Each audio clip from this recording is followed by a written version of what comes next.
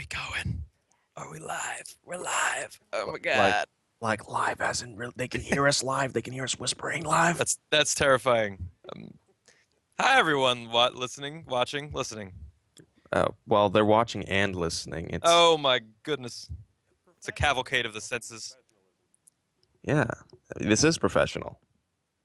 Have you seen Badewave Radio? We had an entire thread talking about walrus sacrifice and pudding thongs. That's what I talk about on my Thursday evenings, so makes sense. Well, we do it Wednesday evenings, so it's a little bit Oh, different. a little bit different. Hey everyone, welcome to Games Matter. I'll do it for you. No, I got it. I got it. So, hello everybody. This is Nelson for Games Matter, and today we are streaming There Came an Echo. Mega Pie Man is helming the controls, so many thanks to him. You want to say hello, Pie Man? What's up? Those of you in chat, type in chat if I'm too loud. The two of them are going to be the main people talking. I'm just basically going to be the background playing the game. So if I'm too loud, I need to know. That way I'm not talking over these guys. Absolutely. Yes. Yes, that. Sweet. So yeah, And I'm here. actually, we see something in the chat real quick. TX Stir says he has a sore throat, plus he's a non-native speaker. Actually, There Came an Echo has several different settings, so it recognizes English Indian, English Australian, etc. So it can actually deal with whatever dialect of English you speak. Although I did not see an English Southern, which is a crime against humanity. I agree. I want to, there are standard English acoustic models for places that have a lot of English spoken, like, Australia. But if you're like if you're like a heavy German speaker and you have a thick German accent, maybe like this or something, it might not be the best for you. And to those people, I would say, well, A, try it out and see how it does. But B, we did have to delay them slightly, but in a week or two, we're going to be releasing a whole bunch of languages. We've got German, French, Italian, Spanish, Portuguese, Russian, Korean, Chinese traditional, Chinese simplified, and Japanese, all of them with working voice commands and a fully localized text. So I would say to those people, if you speak one of those languages, just hang out for a bit, and those languages will go up soon. So yeah. Oh wow! So I speak a little bit of Korean, so that I could actually speak the little I know. And Yeah. Yeah. since I'm not a native speaker, it would misunderstand. Do they have English Terrible American? Is that a dialect? No, Korean, there's no alternate dialects for Korean. It's just the only other languages with alternate dialects. French has Canadian French and French French. And I believe, there's one more. Oh, Spanish has Spanish, and like Mexican Spanish, which I guess would also apply to most of Central and Southern America. Cool. So, So yeah, a little bit of info on what There Came an Echo is. There Came an Echo is a new, uh, a very strange deviation for Iridium Studios. The original game was Sequence. It was a musical rhythm RPG. Some of you in the chat have played it. There Came an Echo is a cyberpunk RTS, a real-time strategy game that you play completely through your voice. It was funded through Kickstarter. It did insanely well. They have a number of amazing voice actors, including Will Wheaton. You can even shout "Shut up, Wesley" in the game. It's amazing. Yep, Uh, everyone loves it. I realized my dream of being Captain Picard that day. Thank you. You're welcome. That's been a key feature. Everyone wants to tell Wesley to shut up, and by all means, we encourage it. We'll encourage it. Then he responds back and makes you feel like a terrible person. Right, great, because that's one of the Easter eggs. But he wanted that one. We asked him what he said. Will, if you want to say anything when people say that, he said, "Oh yeah, let me record this line." So that's where that came from. But yeah, as far as There Came an Echo, it's a real-time strategy game you control with your voice. At least for me personally, this is Nelson. It's the one game I've played voice control in where I can actually trust that it's going to freaking work, and that is very high praise for me. So yeah, definitely, if you want a copy, at Games Matter HQ, we have a new website and everything. So just just ask through there, and we'll get you a copy. You can jump into the game. And today, Mega Pie Man will be streaming the game, and actually, have the honor of interviewing Jason Wishnov, the one of the writers, producers. Basically, indies wear all sorts of hats. He was one of the lead developers behind the game. So, and also, that isn't very important, but he also lives he's roommates with the dude who is a Smash voice, which is more important, right? Right. Obviously, this game pales in importance to the fact that I live with Xander Momus, the announcer for the new Super Smash Brothers games. He's awesome. I just want to shout out to Xander. He's a really cool dude. He's just up for anything. He's a cool guy. Yeah. So for my audience over at Video Games the Bible, potential concerns include some language. Although they did keep it teen for T for teen, they still wanted to make it sort of realistic, and it deals with very heavy themes of religion and homosexuality and God and Catholicism and atheism and the nature of the universe, all sorts of things. But what I did like about it is that it dealt with it in a very mature way. It wasn't. And I didn't see that there was a specific bias in any one direction that they told you what to believe. It was just it's an interesting story. Deals with mature themes in a mature way, and that's concerns you guys may have. So yeah, without further ado, are we starting the game up, man? Awesome. Okay. So yeah. Play away, sir. So yeah, we're here to start booting it up, and yeah, I think that is gonna be my first question. Wesley. Will Wheaton, awesome dude. He's very loved in the game space. Yep. He came in. I named when you have a character or a number of characters, and whatever command you have, in There Came an Echo, you can define what an alternate command for it just by typing it in, and it somehow works, which is pretty amazing. So I saw that the default for selecting everybody and telling them to do something was all the shoties in the club, and apparently that was taken out. Yeah, that was okay. So, real quick explanation on that. We had a launch party last night, right? So, at the launch party, we brought our computers and we invited people to play. And of course, one of the things we tell people is, enter in your own custom commands. So, normally it's all blank when you start the game. You can enter in whatever you want. But a couple people decided to try out all the shoties in the club to mean all units, which works fine. But then I had left our cloud synchronization software up and running during the party. And then so I got back to my office and I wanted to update real quick, just like one bug fix, wasn't a big deal. But I had forgotten that the file had been cloud synced from the party. And so without even thinking about it, I just uploaded the file and it had a couple of these kind of silly commands in it that people had entered in the party. So quick apology if anyone got some of those. We've since eliminated them, but... Well, I have a greater apology. When I started up the game, I showed it actually to my little sister. She forced me to change all the shoties in the club to Miley Cyrus fans. So I literally called Will Wheaton a Miley Cyrus fan, and I just apologize. Oh, you should apologize to him. I mean, that's really it might be insulting to him. I don't know. You Yeah. know what? I don't have any hate for Miley Cyrus. Miley's okay in my book. My custom name for Corin, who is played by Will Wheaton, is Swag Vicious. So can I transfer that to real life? Go to a convention, should be, yo, Swag Vicious! I'm sure he would respond to that. I'd respond to that. I mean, I refer to myself often as Swaglicious, so yeah, I'm for it. So yeah, in all seriousness though, Iridium Studios, your first game was Sequence, and it was a music rhythm RPG. How do you go from that to There Came an Echo, which is, as we're seeing, a cyberpunk RTS with lasers and shields and voice control? Massively different. I always think about those guys at Bungie. Bungie's a massively successful company, and finally they got off and went to work on Destiny. But even then, it's still like a first-person shooter, right? Can you imagine? I can't. Doing Halo 1, 2001, Halo 2, 2004, Halo 3, 2007, and then they did Halo ODST, and they did Halo. They did the same game basically.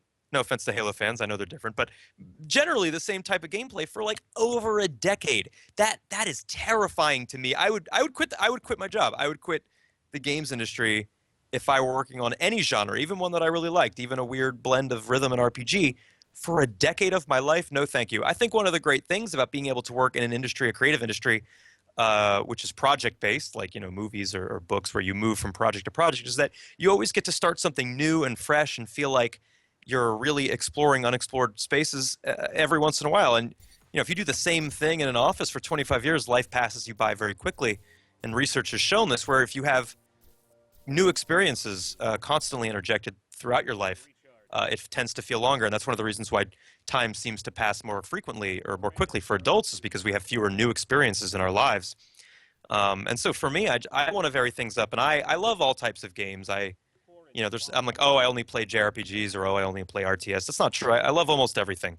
I'm not a fan of wrestling games. I think they're boring. But beyond those, I want to try all sorts of different wacky, crazy things. And I think that's one of the freedoms that Kickstarter has allowed, because maybe a publisher would never have approved a rhythm RPG or a fully voice-controlled game or my secret idea for my next game, which I can't tell you about. But with Kickstarter, I can explore those wacky ideas, and maybe they won't be financial runaway successes, and I understand that, but it's something that makes me happy to try and to bring. And and I've gotten a few emails back already from people who were like, look, this game was $15 and it was only 4 or 5 hours, but it was, I've never played anything like There Came an Echo before, and to me that's what I always want. And if I make another There Came an Echo, those emails wouldn't happen, right? Because they'd have played it before. So Absolutely, and it's an interesting thing. Voice control is much maligned in gaming. We had experiments like Tom Clancy's End War. One of the users for Games Matter yesterday told me about a game called Lifeline on the PS2 that required yeah. a headset, and it was just absolutely garbage. So how do you go? So what made you guys even think, after Sequence, and it did moderate, and it did pretty well. How do you? What made you guys even decide to go into something that might require so much R&D? General insanity. I don't know. I had played End War, and I thought it was pretty cool. I thought the biggest problem with End War was that it didn't use the. I feel like giving voice commands to soldiers and them responding to you is one of the absolute most amazing things you can do for the narrative of a game. You can really have the players, I think, connect to characters in a way that is literally impossible to do with purely just text or them just voice acting at you. But I thought End War maybe dropped the ball a little bit on that. Still a great game. But, the soldiers were just generic soldiers. They would say, yes, sir, back to you or whatever. But they weren't really defined characters in that game. And I also thought that it worked pretty well in End War. It wasn't great, but it worked pretty well. But I also thought, that was 2008. And it's 2000 at the time. It was 2013. And I'm like, smartphones have become this huge thing. Siri is a thing. Google voice recognition is also excellent. The technology has advanced significantly since 2008. And I thought it might be possible to do a game that A, had even better voice recognition than End War, and that B, I could establish a really interesting narrative with. So I did some prototypes. I messed around and just saw, is this even remotely viable from a voice recognition accuracy standpoint? And I decided that it was. And I also didn't really have any other ideas, so I was like, let's do it. Let's go. Let's roll. Kickstarter time. Awesome. So what made you guys decide to go to Kickstarter specifically? Well, I mean, Was your first game? I'm sorry, but was your first game self-funded? Well, partially. But fun fact, this is not commonly known. Sequence was also kickstarted. It was kickstarted back in March of 2010, which is 2 years before Double Fine got on Kickstarter and kind of blew it up into a thing. So I'm like OG Kickstarter. I'm like way back, and no one knew what it was. And my goal was $600, and I ended up getting like $2,600, which was great, which ended up being close to half the final budget of the game. And it was one of the very first Kickstarter games ever released on Steam. I think it was second after a game called Creviers or something like that. I don't know. But Kickstarter, as far as crowdfunding goes, I think it's a better place than Indiegogo. No offense, Indiegogo guys, you're cool too. Kickstarter just tends to draw more traffic, and it's once again, it's one of those platforms that allowed me to explore something that maybe never would have been explored otherwise, because the game. I mean, if the Kickstarter had failed, maybe I still would have made There Came an Echo, and it would have just looked like abstract, like all the characters would have been like, circles and line, everything would have been very. It would have been Thomas Was Alone. Right. It would have been the Thomas of Alone of There Came an Echo. Shout out. I really love Mike Bithell, though. He's awesome. He's making a game called Volume. Really looking forward to that. It looks very cool. It actually has a pretty interesting sci-fi aesthetic as well. Yeah, I'm really looking forward to Volume. But yeah, so I thought I could get it going. And then I also want to give a shout out to Intel, who jumped in as well after the Kickstarter. They saw the game on Kickstarter, and they said, hey, we're coming out with this thing called the Real Sense, which is actually just coming out now. And it's sort of like a mini Kinect. It's built into the bezel of your laptop, kind of like where your webcam is now. And they wanted There Came an Echo to support that device, and that they would maybe package the game along with hardware sales. and so they helped fund us as well. So kudos and shout out to Intel. And yeah, we've just been working on the game very hard for the past year and a half, and it's finally come out. And it was I admit to our listeners, it was a slightly rocky launch. We had some bugs the first couple days. It's so, you guys think, oh, how can a company botch, this launch? They've been preparing for it for years. It's just there are there are just so many millions of combinations. We had a bug where someone who was simultaneously had to use a Chinese language.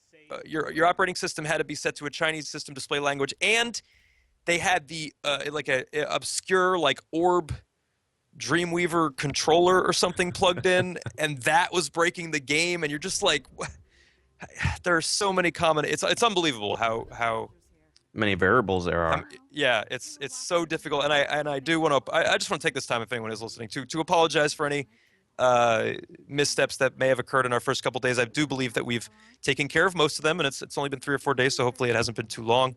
And that's our bad, and it's really no one's fault. I'm not making excuses, but I do believe that most of them are fixed now. And if you do have any trouble, please feel free to shoot me an email at iridium@playiridium.com. I will promptly respond and answer to the best of my ability.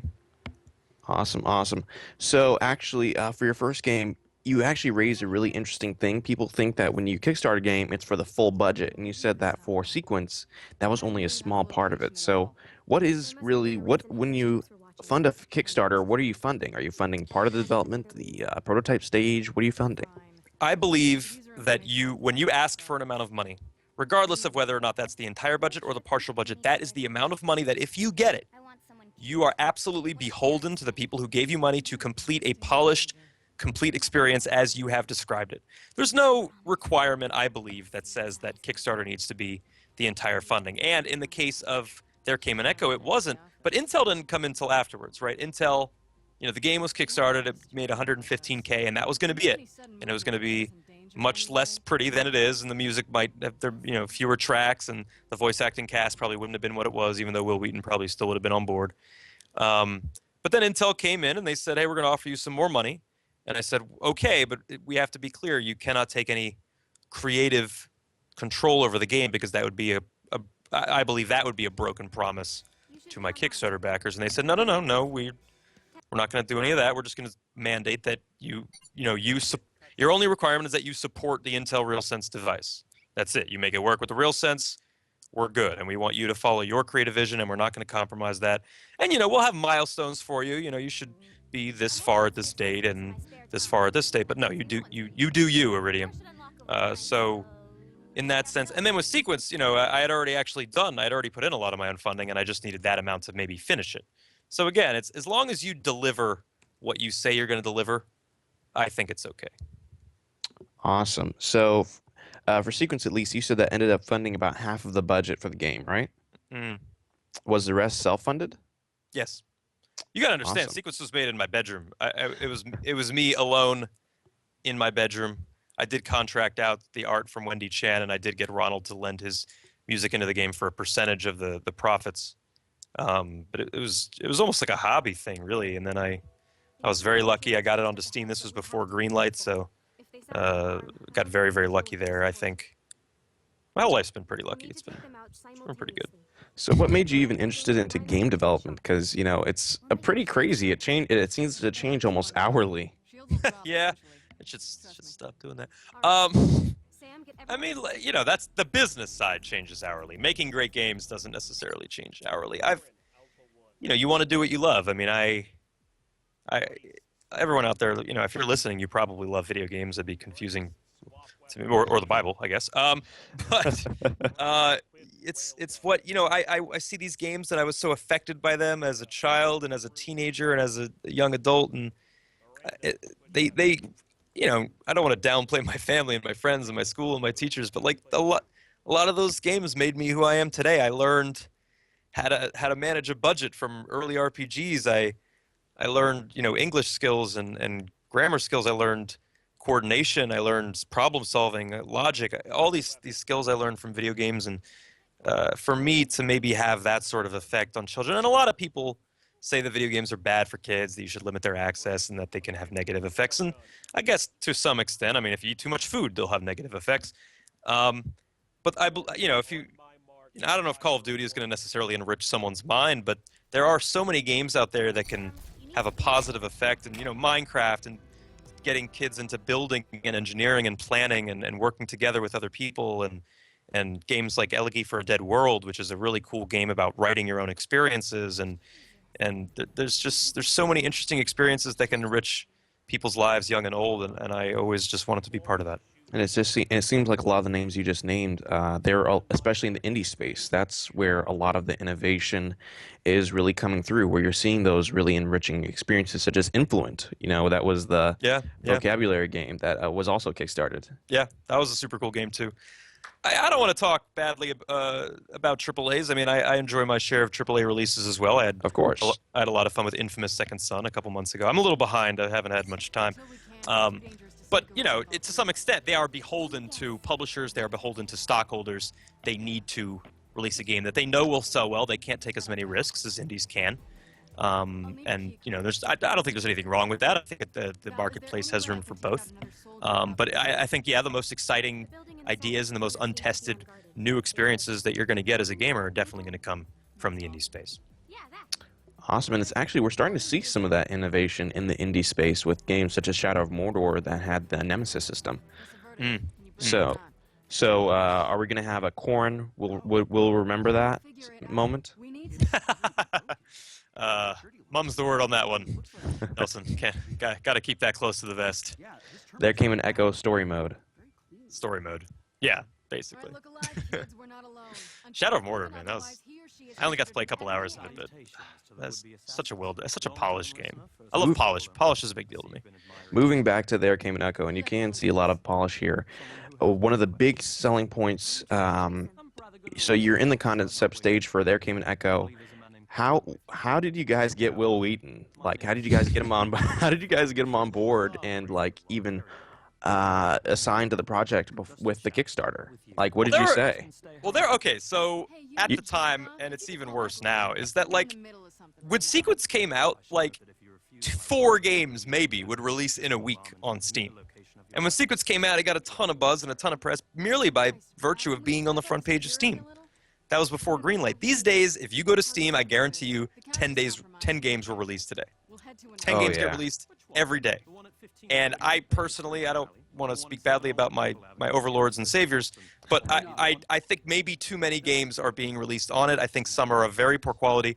Jimquisition has done a sequence on maybe some of the worst games. There was one about an airplane that was so hilariously bad. And it's a tougher thing to stand out among the larger quantity of games being released onto Steam every day. And I thought to myself, look, I did Sequence, and a lot of people like that, and that's cool, but I need a way to stand out. I need some, and I live in Hollywood. I live in Los Angeles, California. And I am a voice actor. I've done some voice acting and stuff, and Will's done some voice acting. Not that I knew him personally, but I thought, why not use what I maybe have an advantage in over other indies who live in Wyoming and try and get some real AAA voice talent on the game. So I'd always been a fan of Will, but I thought the odds of me getting any individual actor were low. So I compiled a grand list of actors who I thought maybe would A, be willing to voice act in an indie voice game or an indie video game, and B, I thought would be good. And I'll tell you right now, some of the names on that list, the biggest one, and I did talk to his agent, which was nice, was Nathan Fillion. I know he's a big nerd. I know he was in Halo ODST. Donald Glover was on that list. I absolutely love Don. I'm a huge Community fan. And I couldn't quite get the script in front of him. He was in Australia at the time and going through some stuff. Summer Glau was on the list. Very talented. Felicia Day was on the list. And Will Wheaton was on the list. And I tried, contacting all of them. There's a service, by the way. I wouldn't recommend doing this to anyone. But you could just call a number, the SAG-AFTRA number called Actors to Locate, and you could say, hi, I'd like the name and number of George Clooney's agent, and they'll just give it to you. You can't call George Clooney, but you can call his agency, CAA or wherever he's repped, and be like, hey, I have an offer for whatever. Don't do that, but you can. So I called Will, and I got in touch with his agent, a guy named Tom Lawless, which is a cool name, Tom Lawless. And we talked to him, and he managed to get the script in front of Will, and Will's Will's a big fan of sci-fi, and he's a big fan of really interesting, unique things, and he really liked it. And he got back to me, and he's like, "Listen, I'm really for this, and I checked out your last game, and it was rad. Let's try and work something out." So negotiations took a little while, as it was a small, I'm an indie studio. I can't necessarily give him maybe what Activision would give him, but he was really, really cool and really flexible to work with, and yeah, and he came on board. He promoted the Kickstarter. He's doing some promotion for us now, and yeah, Will's great. He's awesome. Oh wow! So actually, you said something pretty interesting about him getting the concept out to Will. And so, did you guys have a script ready or anything, or was it just sort of like, here's the actors, here's the concept of the game, please, please, please join on this No, theme? no, you can't seem desperate. No, you gotta seem super confident.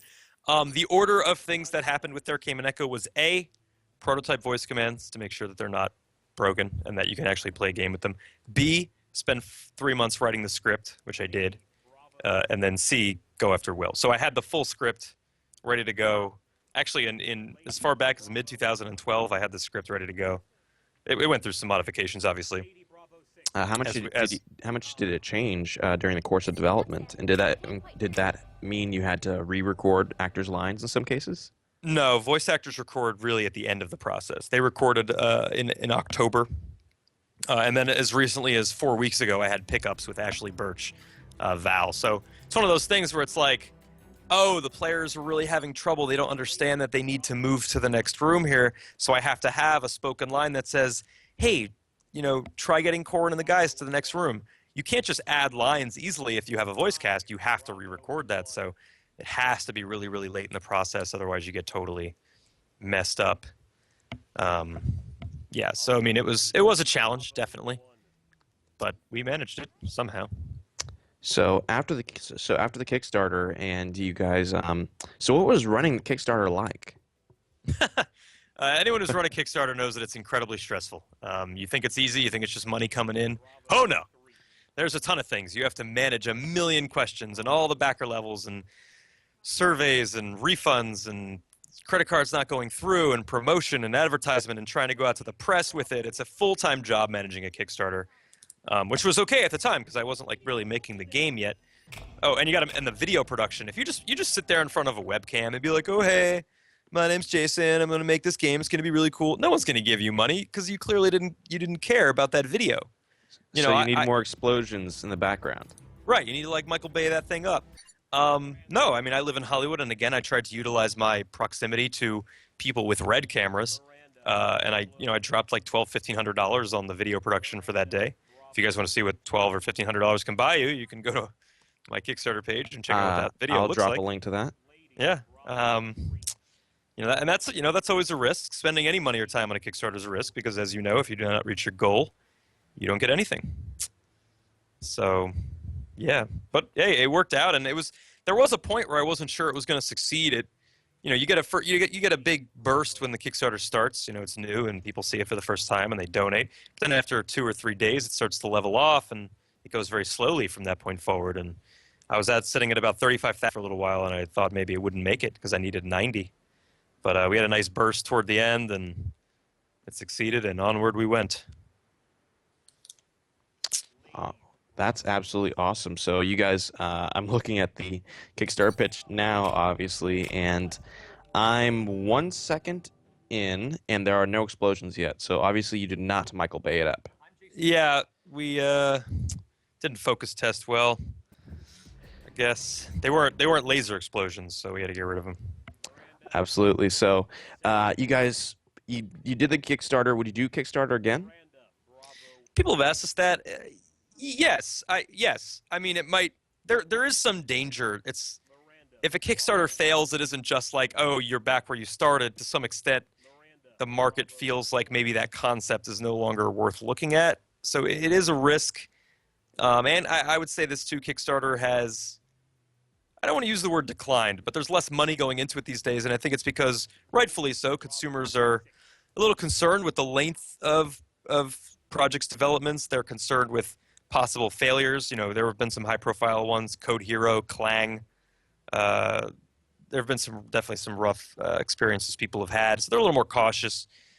Video games, I'm not trying to make it seem like, other jobs are not hard or that, Of course. consumers don't deserve a polished product, because of course they do, but video games are truly an unbelievably difficult undertaking. Even the crappiest games you see were still so difficult to make for whoever made it. And maybe those people weren't amazingly talented, or maybe there were budget concerns or mismanagement. All those things could happen, but it's still an incredible difficulty making a game, which combines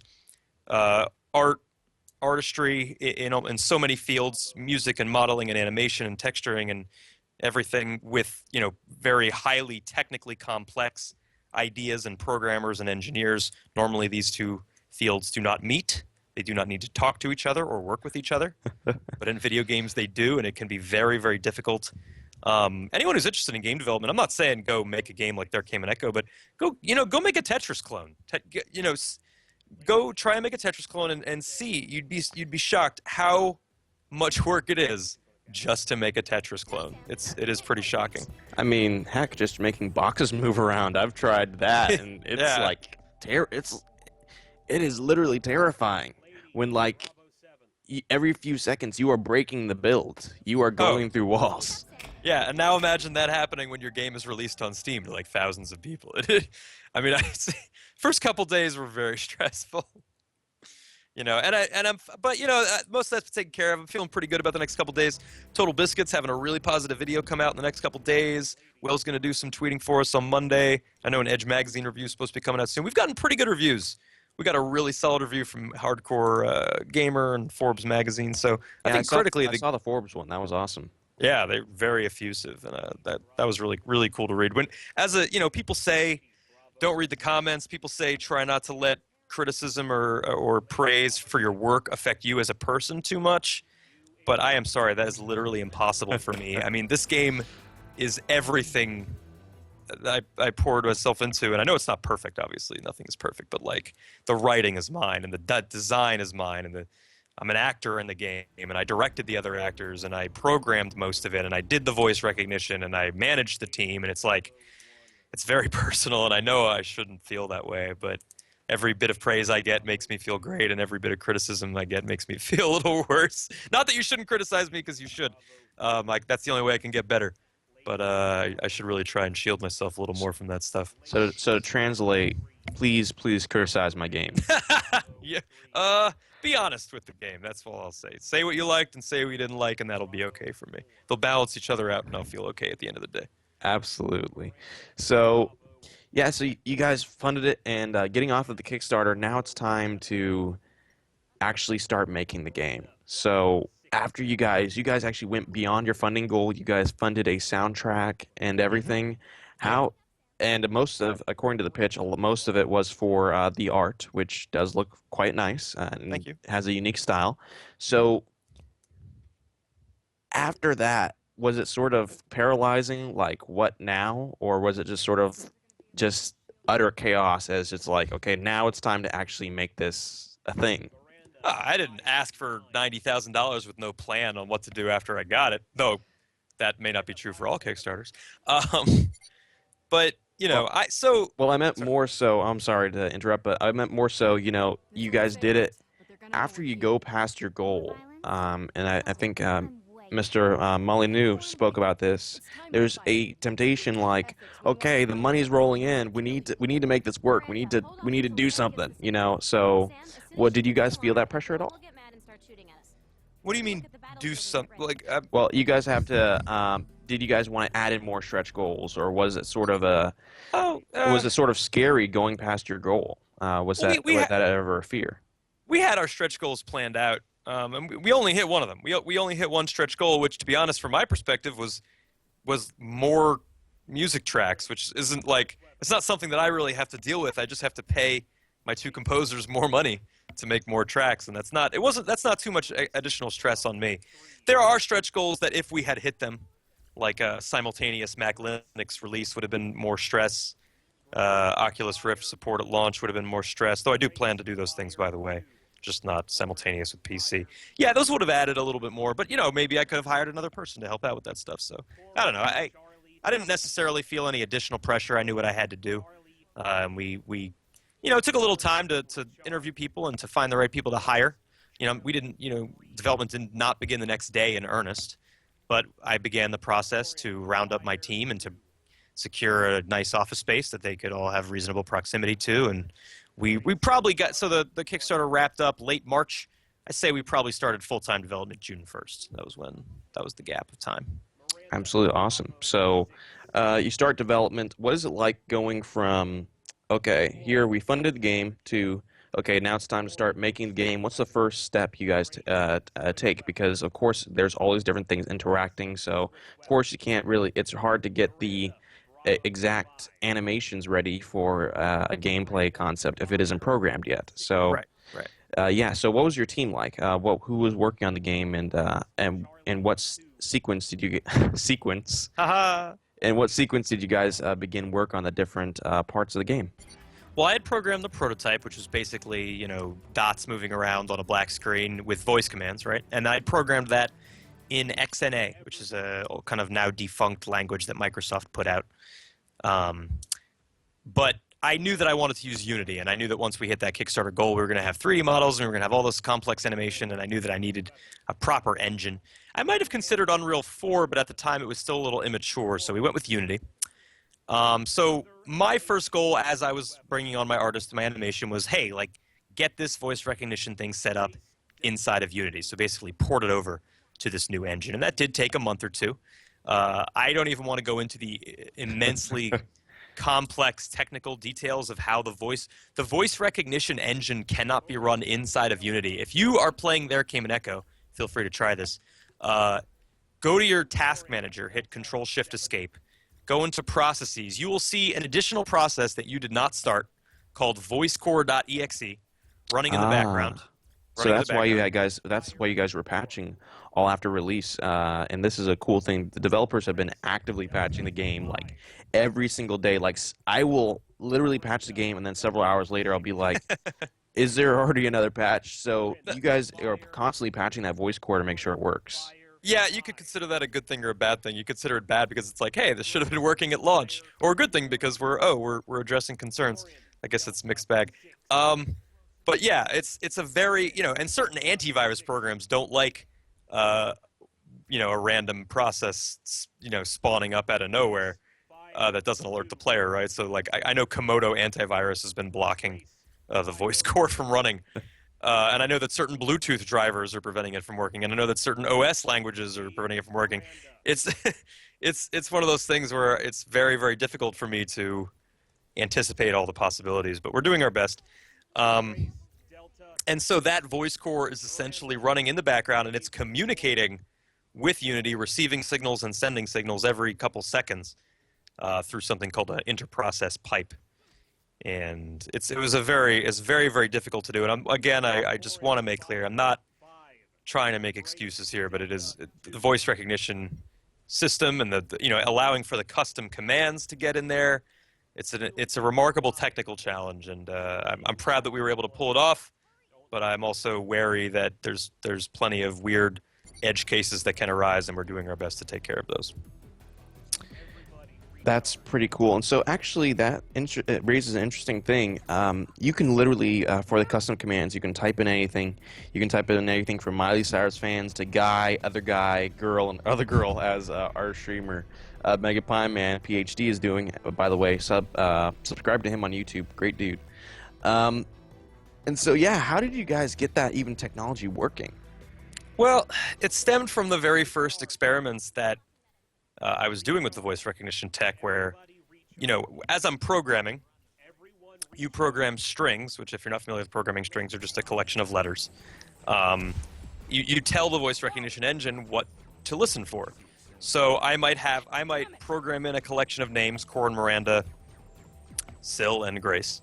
And then I might say, listen for the words zoom to, and then one of those names, right? So you have to say zoom to Corin, and that'll do something. But I thought, if I could program in Corin, or if I can program in Molly, or if I could program in John, why should I why shouldn't they? I mean, the voice recognition engine is clearly capable of taking any sequence of letters that I put into it. Why not let the player put in any sequence of letters they want to put into it? And look, and you know what's great about that is if I want to keep this game T for teen, I have to go light on the profanity. I can use certain things like damn it or hell, but I can't necessarily use stronger language. But hey, if the player wants to enter in their own language, by all means, player, have fun. So it's kind of a cute way to get around that too. That's interesting. So, actually, and that's another reason you might not want to have a multiplayer. Yeah, there'd be some rough stuff in there. Oh yeah, Yeah. phalluses everywhere. You guys have been dealing with that? Uh, I've seen some YouTube videos. Let's just say that. YouTubers. Hey, Crazy. yeah, yeah, well, Yeah, and actually, you were talking about the press. It seems that YouTube is becoming ever more, uh, even more, according to some developers, even more important than press these days. So, how did you decide when you were hyping your Kickstarter and after that, and when you're getting towards release? When did you start sending out copies? How difficult was it to contact these press outlets, and how did you decide who to go to? in terms of traditional press, YouTubers are both. Just both, all of them, because you need as many eyes on a campaign as possible. No doubt. And I don't know that necessarily my press campaign has been the best. I honestly wish I could have done a little better. I didn't have a ton of money for it. We did show off at PAX East last year. And of course, I send out press releases to everyone I can, and I send everyone emails, and I send everyone I could review codes. But with the, like I said, the sea of indies out there, how do you differentiate yourself? You know, why would IGN pay attention to my email as opposed to the, I'm sure, dozens they get every single day? And, you know, Will Wheaton to some extent helps with that, and the crazy voice recognition helps to some extent, but it's a difficult thing. And I knew that there's only so much I could do without a publisher to really get the attention of a site like GameSpot or Giant Bomb or Kotaku or what have you. But with YouTubers, you do have a chance to get a little bit more of an organic outreach to many, many viewers. So I sent out to all the YouTubers I could think of. Like I mentioned earlier, Total Biscuit is a big one that I think that video is going to come out in a couple days. He seemed to really like it based on initial tweets. I want to see if I can get Criken2 to do a video, Jesse Cox, all these people. I did even send out a code to the legendary PewDiePie. And God willing, he will do a video on their Game and Echo. I shall pray. Yes, hopefully. I mean, I think it's a good because of the custom commands, and I think as a YouTuber you could do a lot of funny stuff with it, right? Like you probably have in jokes with your audiences, and you probably have funny things that you guys share. You could enter some of those in for the custom commands. But yeah, you know, there's only so much you can do, and they're, you know, as evil as publishers are seen to be, and they do exert control and they do influence you as a developer, they also do come with a host of benefits, notably maybe advertising. But yes, point is, I mean, this is Games Matter, right? If you guys like this game, you should tell your friends. You should talk about it. You should tweet about it. I'm not saying you know, if you want to buy a gift for a friend sometime because you really liked it, that's cool. Do that. But the word of mouth is the most important way that I think a game can spread, and that's, you know, that's why I think things like Games Matter are really cool. Yeah, absolutely. Games matter. We're all about honest feedback there. So as you, Yes. Yeah. so yeah, tell them whether. Your game won't listen to me Was- anymore. What did you do to my game? I got to the turret level, and I'm telling turret 1 to fire lane 3, and it won't do it. What is the exact phrase you're using? Turret 1, lane 3. Is it so it's not working Like 10 times, and it hasn't done anything. in the tutorial bit, like in the early, like where it says? It's in the tutorial bit. That is quite interesting, because no, that issue has not been reported by anyone. I was playing Let's this see. game before and got to this mission, was having issues with the turrets as well. Well, let me have you do this. Basically, this is what every IT professional will tell anyone to do. Turn it off. Is yeah, turn it off and on again. Yeah, that's. I mean, I tested that level last night right before I pushed the build, and I haven't had any other reports. What could be causing the issue? Turret 1, lane 3. I don't know. Weird. Hmm. And you can't alias turret 1. And apparently they say they can only hear the dev now, so they're missing out on my golden voice. What? They can't hear you? What? So their Uh, Cayman Echo is reaching outside of the confines of the computer. oh my God, that's deep. Oh, I can hear myself. So Oh, obviously, For you, they should hear you because the stream's going through my Skype. okay. Yeah, I'm back. well, Can hear me again. I'll take a look at this turret thing before I continue, before I go home for the evening. That's super weird. This video will go up on our YouTube channel once it's done, so you can check it out there. Once the video goes on the YouTube channel, you can watch it back Absolutely. and see what it is. Well, yeah, that's certainly interesting. I am also curious to see if you would skip to mission 7 if commands would work there. I'm trying to figure out if commands dropped out entirely or if it's just like something with the turrets. So, you guys sent out review copies. You guys contacted Games Matter, and the event was queued up, and I'm super excited to do it today. It really lived up to my expectations, beyond them actually, and so you guys did all that. Now it's time for release. What goes into releasing a game? Chaos. Chaos goes into releasing a game. Um, it's a difficult thing to manage. You know, there's a lot of stuff behind the scenes you have to do that people take for granted. Achievements and cloud saves and trading cards and localization and page descriptions and screenshots and cutting together a trailer and organizing your press and trying to do QA at the last second and all this stuff. And it's really for a big team. It's, you know, you have people dedicated to doing each of these things. For a small team, who am basically programming the entire game, I'm also responsible for doing all of these things. It's very, very difficult, and it can be very, very rough. I got most of that stuff taken care of, but QA is something that is very, very difficult, especially with something like this. Like, I hope he can say turret 1, lane 3 right now. I'm going to look at that as soon as this is over. It could, for all we know, it could be something with his headset there. I don't know, man. I'll take a look after. Actually, that's an interesting thing. You were talking a lot about edge cases and etc. So, for those edge cases, you're dealing with a voice-powered game. Obviously, there's going to be some fudge is going to happen. So, how did you make the game to where if something does not work with voice, that everything can be done with mouse, or Yeah, was for the there? record, yeah. So I mean, there's mouse controls. If he just right clicks, I mean, it'll come up turret 1, lane 3. Like you can play without voice. Or a lot of people, I've been a little surprised by this, but it's fine. A lot of people have taken to kind of doing a hybrid of both, where they are giving commands with their voice, but for certain actions or for things that they want maybe really quickly, they're using the yawning. Been a tiring couple days. They've been using the mouse wheel or using some of the shortcuts, like if you click on a battery icon in the UI, it'll just automatically recharge their battery. So people have kind of been using a hybrid approach too, which is cool. I'm all about that.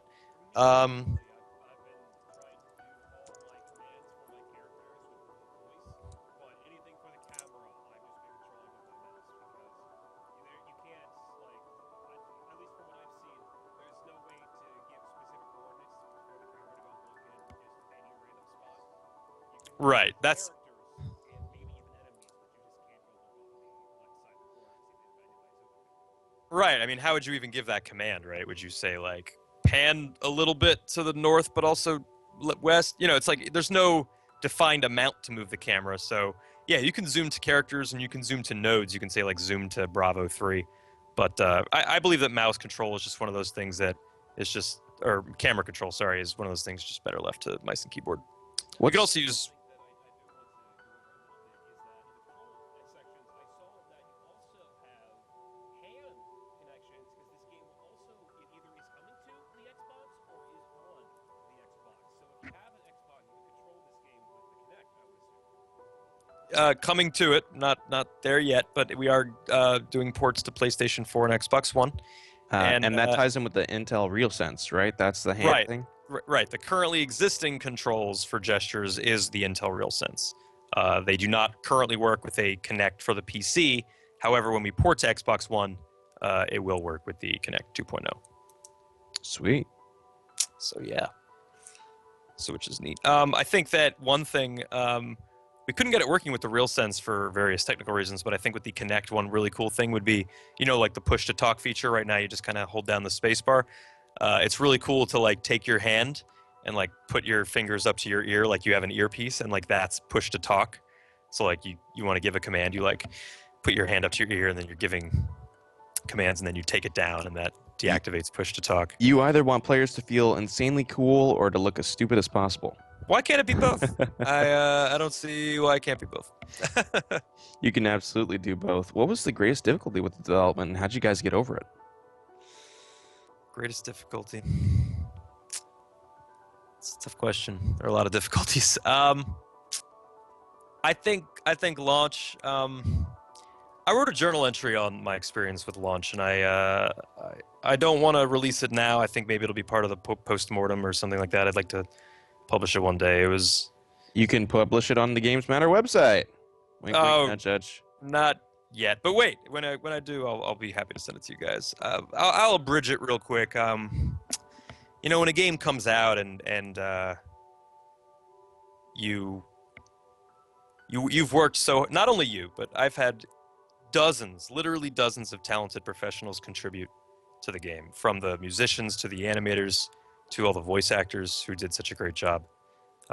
They contributed so much. And when the game comes out and, people are experiencing bugs, like literally what just happened, we're still not done. We have to get rid of these. You feel like you let down all of those people who worked so hard. And with that in my mind, as I stayed up 24 hours, which whatever, developers do that. It's not good, but you do it before launch to get everything ready. And then the game comes out and it's 24 hours and you're tired. You're really tired, but you're okay. And then you see bugs and you say, oh my God, I got to fix these bugs. I can't let these go. I can't sleep. Like sleep is selfish. Rest is selfish when consumers who paid good money for this game are having trouble. And you don't let yourself go to sleep. You have to fix the bug. You have to find it. And so you sit there, but it becomes this looping, spiraling problem where you're so tired that you can't. My eyes are lidded, and I'm doing that thing where when you're tired, you kind of like look at text, but you don't really comprehend it. You're just looking at it, and it doesn't mean anything to you anymore. And then you shake yourself out of it a couple minutes later, and then it happens again. And wow, I was so determined to fix everything before I was able to rest that in so doing, I made myself unable to find a lot of the bugs. I was so tired that I couldn't do it, and it was just getting worse and worse. And it was truly, it was really a rough experience. And I think what should have been maybe a triumphant moment was one marred, I think, by these bugs. And I have to give credit where credit's due. My mother, who flew in to Los, she lives in Florida. She flew into Los Angeles for the launch party. She convinced me almost at gunpoint, figuratively, not actual gunpoint, to go to sleep. As miserable as I was, and as much as I felt like I needed to fix everything, she said, you need to sleep. And I did. I slept for only 5 or 6 hours, and I took a shower for the first time in days, and I shaved. And as I recovered physically, the biggest problem, which has since been solved, it's a little complicated to explain, but a lot of people, the voice was just dropping out. It suddenly came to me, the solution, which wasn't even really that hard to see, popped into my mind, and it was so obvious. How could I have missed it? And I missed it because my mind was no longer in a place where it was capable of seeing a solution like that.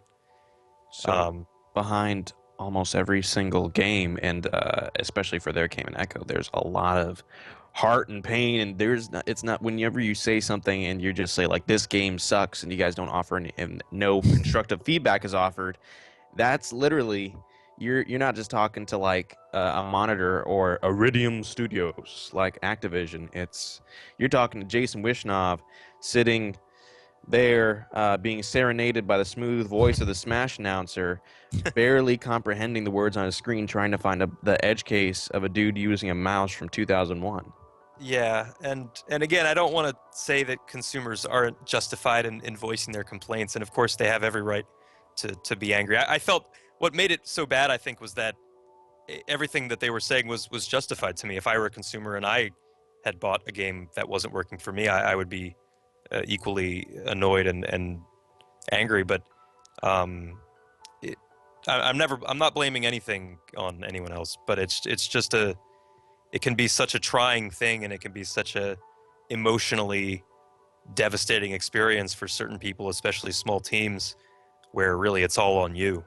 You know, and there's no diffusion of blame, and there's no big teams or corporate things. It's just me. You know, not for the programming anyway. It's and it can be very difficult. And I guess I just wanted to share that a little bit. I'm not, again, I don't want to make excuses. I'm not making excuses, but it was a very, very trying thing in my life, and I'm almost out of it.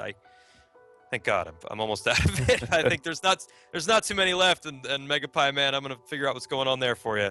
But I've gotten some sleep. I got a good 8 hours last night, and I ate some food, and I'm coming out of it. But, whoo boy, is it rough?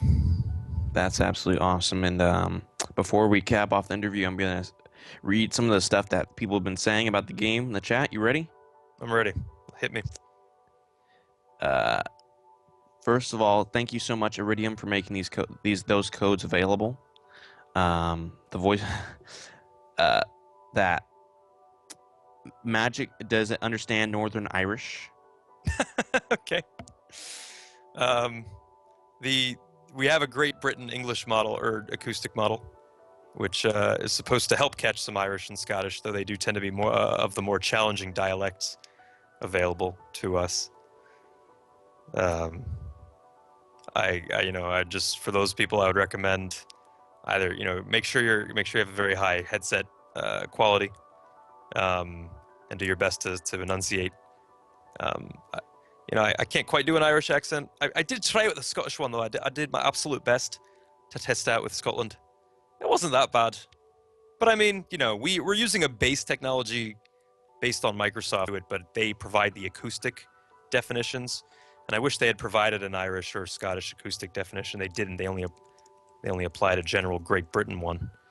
But yeah, and of course, it's one of those things where maybe not everyone gets the best experience, and that definitely sucks. But we have mouse and keyboard controls too, if you're interested in playing with those. So one thing that was in the chat is a lot of them was various questions I answered while we were talking, such as is it like a turn-based RPG or something like that? But I think one of the best comments that came near the end, he said, "Hey guys, just want to say that this game does amazing things. As a disabled gamer, it was so cool to be able to play a game without my hands. There was this would be so much easier if I could just do this or that." That's really awesome to hear. Absolutely. And so, yeah, there came an Echo. We'll still be giving away a few copies, but we're almost finished, and we'll be still holding back some codes for those over in the EU. But yeah, I just want to thank you, Jason, for doing this interview, for being so personal, and yeah, I want to congratulate you for bringing your vision to the world. It's a good game, man. Congrats. Thank you so much, and to everyone who grabbed a code, I hope you guys enjoy. I really do. It's the money is nice, but what's important to me is that I make people happy and I make people think. So I hope you guys have fun with the game. Awesome. Yeah, without further ado, you ready to close this out, Megapie Man? All right, well, this has been Games Matter, everybody. Nelson, Megapie Man, and Jason Wishnov for at Iridium Studios. Follow the studio, give them some press, some feedback, tell them the good, tell them the bad. And yeah, so yeah, take care, guys. Have a good one, and thank you for supporting Games Matter. And Jason, today, have a good one. Bye. See you.